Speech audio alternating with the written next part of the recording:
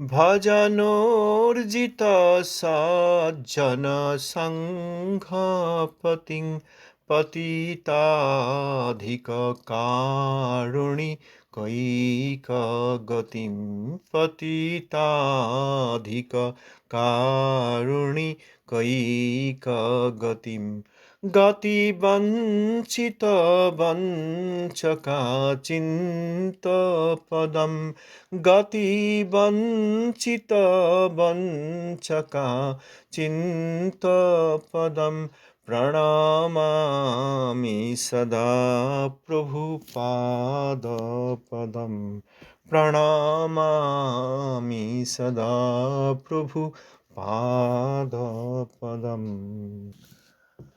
পতিত পাवन गुरु महाराज ओम विष्णुपाद श्री श्रीमद् भक्ति कुसुम समन गोस्वामी महाराज जी की जय। श्रीश्रील प्रभुपादेर पार्षद बृंद की जय।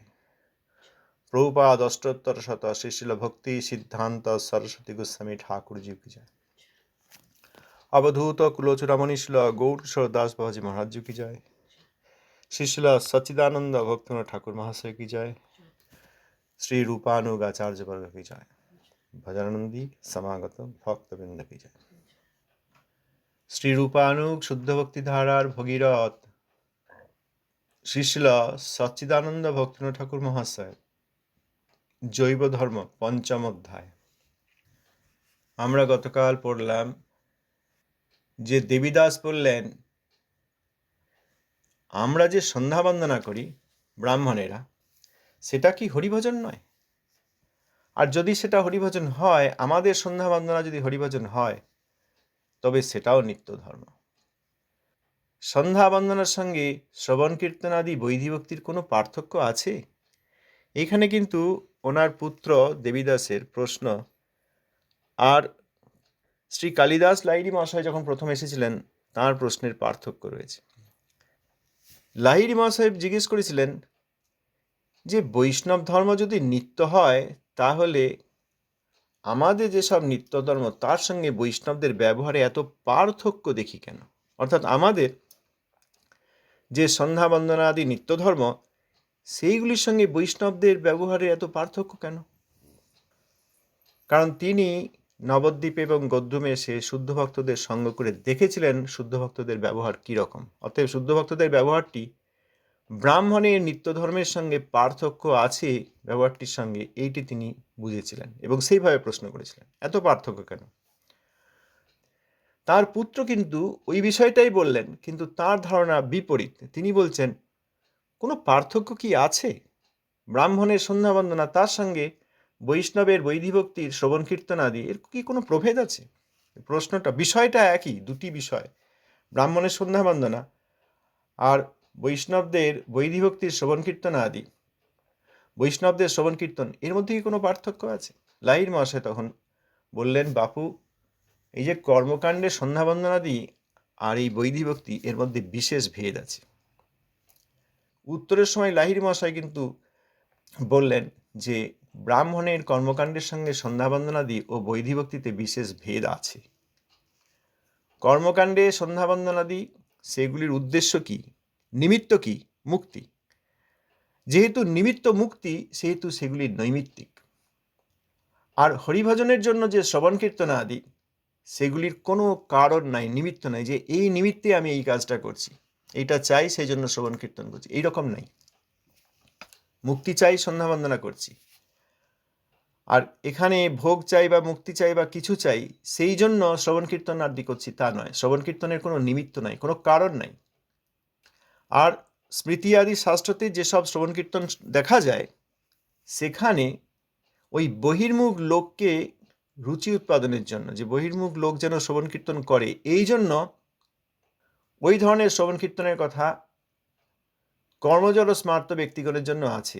সেই শ্রবণ কীর্তন আর হরিভক্তের হরিভজনের উদ্দেশ্যে যে শ্রবণ কীর্তন, হরিভজন রূপ যে শ্রবণ কীর্তন বা শ্রবণ কীর্তন রূপ যে হরিভজন, তার মধ্যে পার্থক্য আছে। সাধারণ শাস্ত্রে শ্রবণ কীর্তন আদি, তাতে কিছু ফল দেখানো আছে, সাধারণ শাস্ত্রে কিছু ফল দেখানো আছে শ্রবণ কীর্তনের, সেটি ওই বহির্মুখ লোকরা যাতে শ্রবণ কীর্তন করে, সেই জন্য লেখা আছে। প্রকৃত অর্থে হরিভজন অর্থাৎ শ্রবণ কীর্তন আদি এইগুলি হরি সেবা ছাড়া আর অন্য কোনো উদ্দেশ্য নয়, অর্থাৎ এর ফল হরি সেবা। শ্রবণ কীর্তন করলে হরি সেবা পাওয়া যাবে। হরি ভজনের রতি হবে, সেইটি বৈধ অঙ্গের মুখ্য ফল, অন্য কোনো ফল নেই। দেবীদাস কহিলেন, পিত তবে হরিভজনের অঙ্গ সকলের গৌণ ফল আছে বলিয়া মানিতে হইবে। লাহিড়ী মহাশয়, সাধক ভেদে গৌণ ফল আছে। বৈষ্ণবের সাধন ভক্তি কেবল সিদ্ধ ভক্তির উদয় করাইবার জন্য। অবৈষ্ণবের সেই সকল অঙ্গ সাধনে দুইটি তাৎপর্য আছে, অর্থাৎ ভোগ ও মোক্ষ। সাধন ক্রিয়ার আকার ভেদ দেখা যায় না, কিন্তু নিষ্ঠাভেদই মূল। কর্মাঙ্গে কৃষ্ণ পূজা করিয়া চিত্তশোধন ও মুক্তি অথবা রোগ শান্তি বা পার্থিব ফল পাইয়া থাকে। ভক্তঙ্গে সেই পূজার দ্বারা কেবল কৃষ্ণ নামে রতি উৎপত্তি করায়। কর্মীদিগের একাদশী ব্রতে পাপ নষ্ট হয়, ভক্তদিগের একাদশী ব্রতের দ্বারা হরিভক্তি বৃদ্ধি হয়। দেখো কত ভেদ। কর্মাঙ্গ ও ভক্তাঙ্গের যে সূক্ষ্ম ভেদ, তাহা কেবল ভগবৎ কৃপা হইলেই জানা যাইবে। কর্মীগণ গৌণ ফলে আবদ্ধ হয়, ভক্তগণ মুখ্য ফল লাভ করেন। যত প্রকার গৌণ ফল আছে, সে সকল দুই প্রকার মাত্র, ভক্তি ও মুক্তি। অতি সুন্দর কথা লিখেছেন শ্রীল ভক্তিবিনোদ ঠাকুর মহাশয়। লাহিড়ী মহাশয় উত্তর দিলেন দেবীদাসের প্রশ্নে। প্রশ্নটা হচ্ছে যে হরিভজনের তো যেসব অঙ্গ রয়েছে তার গৌণ ফল আছে, এটা তো মানতে হবে। লাহিড়ী মহাশয় বললেন, হ্যাঁ আছে, কিন্তু সাধক ভেদে কে সেই সাধনা করছেন তার উপর নির্ভর করছে। যদি বৈষ্ণবগণ সাধন ভক্তির অনুশীলন করেন, তাহলে সেই সাধন ভক্তির উদ্দেশ্য একমাত্র সিদ্ধ ভক্তি পাওয়া। প্রথমে ভাব ভক্তি, তারপর তা পূর্ণতা প্রাপ্ত হলে প্রেম ভক্তি। এছাড়া অন্য কোনো উপায় নেই। অর্থাৎ আমরা বন্দনা করছি, আরতি করছি, অর্চন করছি, পরিক্রমা করছি, বিভিন্ন সেবা করছি, এখানে যদি অন্য কোনো উদ্দেশ্য থাকে, যে সন্তানের পড়াশোনা ভালো হবে, আজকের অর্চনের সময় একটু ঠাকুরকে বললাম তার পরীক্ষার যেন পরীক্ষাটা ভালো হয়, চাকরির পরীক্ষায় যেন চাকরিটা ভালো হয়, এইসব যখন হবে তখন সেটি বৈষ্ণবদের আর অর্চন থাকলো না। সেখানে একটা ভোগের কামনা করে বসা হলো। অনেক সময় আমরা বলি এইটা হলে ভালো হয়, ওর হরিভজনের সুবিধা হবে, এরকম একটা অজুহাত আমরা অনেক সময় দিই। কিন্তু সেখানেও হরিভজনের কতটা উদ্দেশ্য থাকে সেইটি দেখলেই বোঝা যাবে যে সেইগুলিও আমাদের প্রাকৃত কামনা। তাহলে বৈষ্ণবগণ যখন এই ভজনাঙ্গ পালন করেন, ভজনাঙ্গের আচরণ করেন, তখন তাদের মূল উদ্দেশ্য যে এখন সাধন ভক্তির অনুশীলন করছি যেন সিদ্ধ ভক্তি প্রাপ্ত হই, যেন ভাবোদয় হয়, ভাব যেন পরিপূর্ণ একদিন প্রেমোদয় হয়, সেইটির জন্য, আর কোনো উদ্দেশ্য নেই। আর অবৈষ্ণবগণ তারাও সেই রকম করেন, আচরণে বাইরে দেখতে একই রকম, উনি অর্চন করছেন। একজন সাধক ভক্ত অর্চন করছেন, আর একজন কর্ম অঙ্গের অন্তর্গত হিসাবে অর্চন করছেন, তাদের বাইরের কাজটা ওই একই রকম লাগবে। ফুল তুললেন, তারপর পঞ্চপাত্রে জল নিলেন, পানি শঙ্খ আছে, মন্ত্র জানেন, ভগবানের বিগ্রহ বা বিশেষ করে আলেখ্য রয়েছেন, সেখানে অর্চন করছেন, দরজা বন্ধ আছে, কিছুক্ষণ সময় লাগবে, মন্ত্রাদি বলছেন, অর্চন করছেন। দেখতে অনেকটা বাইরে থেকে একই রকম, কারণ আচরণটা, সাধন ক্রিয়াটা তার ভেদ বিশেষ দেখা যায় না, কিন্তু নিষ্ঠা ভেদটা মূল। বৈষ্ণবের অর্চন কেবল শ্রীহরির সন্তুষ্টির কারণে, যে তিনি আনন্দ লাভ করুন। আজকের সাধন ভক্তি পালন, এইটা যেন ভাব ভক্তিতে রূপান্তরিত হয়, আমি যেন ভাব প্রাপ্ত হই এবং শেষে প্রেম প্রাপ্ত হই, অর্থাৎ তোমার আনন্দ বিধানই আমার মূল উদ্দেশ্য। কর্মাঙ্গে যারা কৃষ্ণ পূজা করেন, অবৈষ্ণব, তাঁরা ওই চিত্ত শোধন করেন বা মুক্তি অথবা রোগ শান্তি বা পার্থিব ফল পেয়ে থাকেন। চিত্ত শোধন অর্থাৎ চিত্তে যেসব মলিনতা রয়েছে সেইগুলি থেকে শোধন, কিংবা মুক্তি, এই ভবসাগর থেকে মুক্তি, ভববন্ধন থেকে মুক্তি, কিংবা কোনো রোগ আছে সেই রোগ শান্তি, রোগ থেকে শান্তি হোক, খুব কষ্ট হচ্ছে, অথবা পার্থিব কোনো বস্তু, জমি হোক, জায়গা হোক, গাড়ি হোক, কোর্ট কেসে যেন জিতে যাই, এইসব পার্থিব ফল, এইগুলি তাঁরা চান। এইসব ফল হয়ে থাকে, দেখতে একই রকম কৃষ্ণের পূজা, কিন্তু অবৈষ্ণব কর্মকাণ্ডীয় ব্যক্তি, কর্মাঙ্গের অন্তর্গত হিসেবে তারা অর্চনাদি পূজা আদি করছেন, তারা এইসব ফল চান। আর ভক্তাঙ্গ অর্থাৎ ভক্তি অঙ্গে সেই পূজার দ্বারা কেবল কৃষ্ণ নামে রতি উৎপন্ন হয়। বৈষ্ণবগণ বুঝতে পারেন, আর কর্মীগণের সামনে কথা বলে সে কি, এত ঠাকুরের পূজা করি, এটা ওটা করি, শেষকালে কিনা ভক্তি পাবো, আর কিছু পাবো না, ভোগ পাবো না, মুক্তি পাবো না। যেমন কৃষ্ণ পূজার উদাহরণ দিলেন, সেই রকম বলছেন কর্মীগণ একাদশী ব্রত করেন। যারা রুটি খান তাদের তো একাদশী হওয়ার কথা নয়, কারণ একাদশীতে ওই সব খাওয়া যায় না।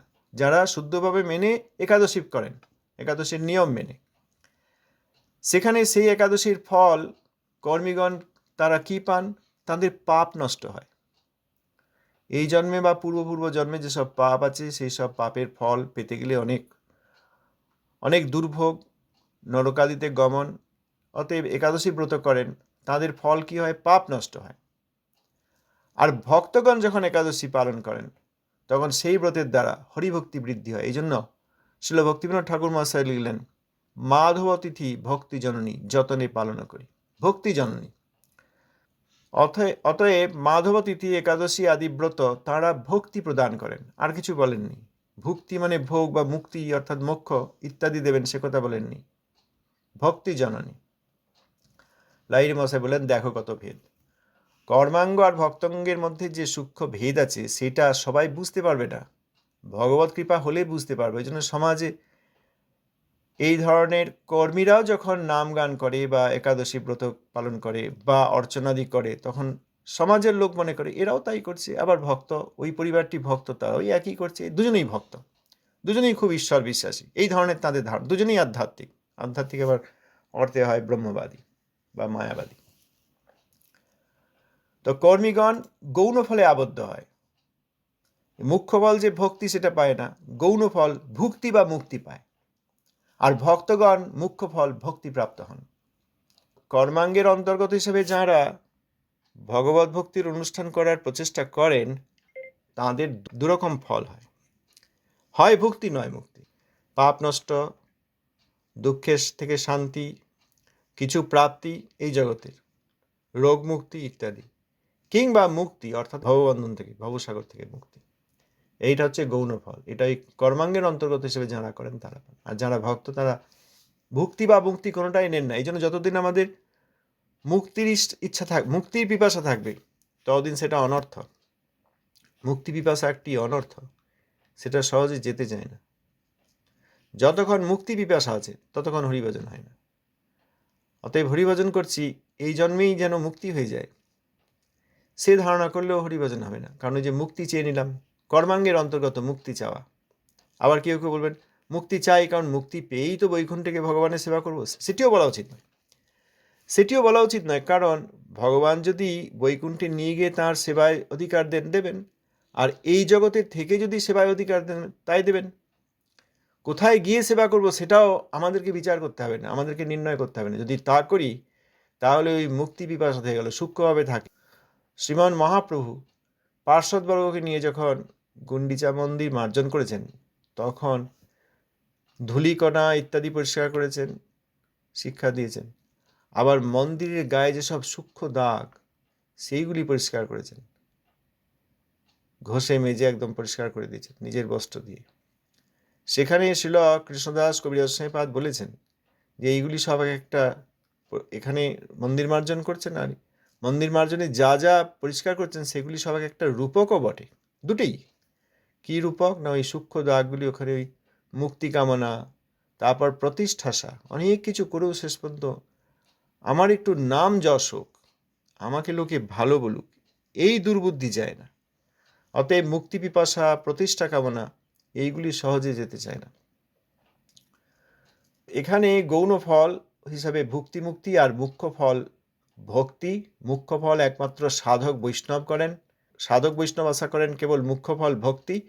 আর কর্মাঙ্গের অন্তর্গত হিসাবে যারা করছেন অভক্ত কর্মীগণ, তাঁরা হয় ভোগ নয় মুখ্য, এই দুটির মধ্যে চান বা এই দুটিই চান। এরপর দেবীদাস বলছেন, তবে শাস্ত্রে কেন গৌণ ফলের মাহাত্ম্য বর্ণন করিয়াছেন? লাহিড়ী মহাশয়, জগতে দুই প্রকার লোক, অর্থাৎ উদিত বিবেক ও অনুদিত বিবেক। অনুদিত বিবেক ব্যক্তিগণ একটা উপস্থিত ফল না দেখিলে কোনো সৎকার্য করে না, তাহাদের জন্য গৌণ ফলের মাহাত্ম্য বর্ণন। শাস্ত্রের এ তাৎপর্য নয় যে তাহারা গৌণ ফলে সন্তুষ্ট থাকুক। শাস্ত্রের তাৎপর্য এই যে গৌণ ফল দেখিয়া আকৃষ্ট হইলে স্বল্পকালের মধ্যেই সাধু কৃপায় মুখ্য ফলের পরিচয় ও ক্রমে তাহাতে রুচি হইবে। সব অধিকারের বিষয়। শাস্ত্রে গৌণ ফলের মাহাত্ম্য কেন বর্ণিত হয়েছে? কারণ মুখ্য ফল ভক্তি বললে অনেকেই তাতে এই অবস্থায় তাদের যা অধিকার তাতে আগ্রহী হবেন না। যারা অনুদিত বিবেক ব্যক্তি তাঁরাও যাতে আকর্ষিত হন সেই জন্য ওই সামনে একটা ফল দেখা যাচ্ছে, গৌণ ফল, সেই ফলটি না দেখতে পেলে অনুদিত বিবেক ব্যক্তি তাঁরা এই সাধন ক্রিয়ার কোনো অনুষ্ঠানই করবেন না। তাদের জন্যই এই গৌণ ফলগুলি দেওয়া আছে, এইটা করলে এই হয়, এইটা করলে এই হয়। কিন্তু প্রকৃত অর্থ, প্রকৃত উদ্দেশ্য শাস্ত্রের এই যে তারা এই গৌণ ফল দেখে আকর্ষিত হয়ে আসুক এবং তাতে এই সব সাধনের অঙ্গ পালন করুক, আচরণ করুক। অল্পকালের মধ্যেই সাধু কৃপায় মুখ্য ফলে তাদের আগ্রহ হবে। মুখ্য ফল কি তারা জানতে পারবেন এবং তারা তাতে তাদের রুচি হবে। এই গৌণ ফলেই আটকে থাকুক সেটা শাস্ত্রের উদ্দেশ্য নয়। কিছু গৌণ ফল বললাম, সেইগুলি দেখে আকর্ষিত হয়ে আসুক, তারপর মুখ্য ফল কি জানতে পারবে সাধু কৃপায়। এরকম আছে, গঙ্গা স্নান করলে পাপ চলে যায়, কিন্তু পাপ চলে যাওয়া একটা গৌণ ফল। আমি পাপী, আমি যাতে গঙ্গা স্নানে আকৃষ্ট হই সেই জন্য শাস্ত্রে গৌণ ফল হিসাবে আমার জন্য বলা আছে যে তুমি এসে গঙ্গা স্নান করলে তোমার পাপ চলে যায়। তখন সেই আগ্রহে গঙ্গায় স্পর্শ করতে যাই, আর গঙ্গা স্পর্শ করলে পাপ তো অবশ্যই যাবে, সেটা তো সেকেন্ডারি একটা ইফেক্ট, অবান্তর একটা ফল, সেটা এমনিই যাবে। কিন্তু গঙ্গাদেবী যেহেতু ভগবানের চরণামৃত, সেই জন্য সেই গঙ্গার স্পর্শে আমার ভক্তিরও একদিন উদয় হবে। তবে এখানে সাধু কৃপা খুব প্রয়োজন। সাধু কৃপাতেই মুখ্য ফলের পরিচয়ও তাতে রুচি হবে। আমি জানবো, সাধু কৃপাতেই জানবো। শুদ্ধ বৈষ্ণব বলবেন যে তুমি গঙ্গা স্পর্শ করলে ইনি প্রাকৃত জল নন, ইনি শ্রীহরির চরণামৃত, ব্রহ্মদ্রব। অতএব এতে তোমার ভক্তি লাভ হবে। তুমি পাপ স্খলনের জন্য এসেছিলে, কিন্তু তুমি ভক্তিপ্রাপ্ত হবে, এটা বলবেন সাধু। দেবীদাস, স্মার্ত রঘুনন্দন প্রভৃতি কি অনুদিত বিবেক? লাহিড়ী মশাই, না, তাহারা স্বয়ং মুখ্য ফলের অনুসন্ধান করিয়া থাকেন, কেবল অনুদিত বিবেক লোকের জন্য তাহারা ব্যবস্থা করিয়াছেন। এরকম তো আমাদের ঘরে বাড়িতেও দেখা যায়। ছোট ছেলে ওষুধ খেতে চায় না, তোকে একটা লজেন্স দেবো এই বললে সে ওষুধটা খেতে চায়। বাচ্চাটির উদ্দেশ্য যে ঠিক আছে ওষুধটা তেতো এবং কষ্ট, একটু খেয়ে নি, একটা ভালো লজেন্স দেবে দেখাচ্ছে, তখন সেই লজেন্সের লোভে ওষুধটি খায়, কিন্তু ওষুধ গিয়ে তার কাজ করে, সেই বাচ্চাটির শরীর ভালো করে। সেই রকম বাবা মা কি জানেন না যে লজেন্স দেওয়া সেটি মূল উদ্দেশ্য নয়, ওষুধ খাওয়ানোটি মূল উদ্দেশ্য, কিন্তু তারা সামনে একটা ওই রকম গৌণ ফল সামনে রেখেছে যাতে সেটি দেখে বাচ্চাটি আকর্ষিত হয়ে ওষুধটি খেতে চায়। অতএব বাবা মা চাইছেন ওষুধ খাইয়ে সন্তানের শরীর ভালো করতে, কল্যাণ করতে, প্রাকৃত জগতের উদাহরণ, কিন্তু সামনে রাখছেন একটি লজেন্স। এই রকম শাস্ত্রকার যারা মুখ্য ফল জানেন তারা এই অনুদিত বিবেক, আর অনুদিত বিবেক ব্যক্তিগণের মধ্যে শ্রেষ্ঠ হচ্ছেন ব্রাহ্মণ। অনুদিত বিবেক যারা যে ব্যক্তি, তাদের আকর্ষণ করার জন্য এই গৌণ ফল সেসব বলেছেন। দেবীদাস, কোন কোন শাস্ত্রে কেবল গৌণ ফলের কথা দেখা যায়, মুখ্য ফলের উল্লেখ নেই, ইহার তাৎপর্য কি? লাহিড়ী মহাশয়, শাস্ত্র মানবদিগের ত্রিবিধ অধিকার ভেদে ত্রিবিধ। সত্যগুণ বিশিষ্ট মানবের জন্য সাত্ত্বিক শাস্ত্র, রজগুণ বিশিষ্ট মানবের জন্য রাজসিক শাস্ত্র, তমগুণ বিশিষ্ট মানবের জন্য তামসিক শাস্ত্র। দেবীদাস, তাহা হইলে শাস্ত্রের কোন কথায় বিশ্বাস করা যায় এবং কি উপায়ের দ্বারা নিম্নাধিকারীর উচ্চগতি হইতে পারে? লাহিড়ী মহাশয়, মানবগণের অধিকার ভেদে স্বভাব ভেদ ও শ্রদ্ধা ভেদ। তামসিক মানবের স্বভাবত তামসিক শাস্ত্রে শ্রদ্ধা, রাজসিক মানবের স্বভাববশত রাজসিক শাস্ত্রে শ্রদ্ধা, সাত্ত্বিক জনের স্বভাবত সাত্ত্বিক শাস্ত্রে শ্রদ্ধা। শ্রদ্ধা অনুসারে সহজেই বিশ্বাস হইয়া থাকে।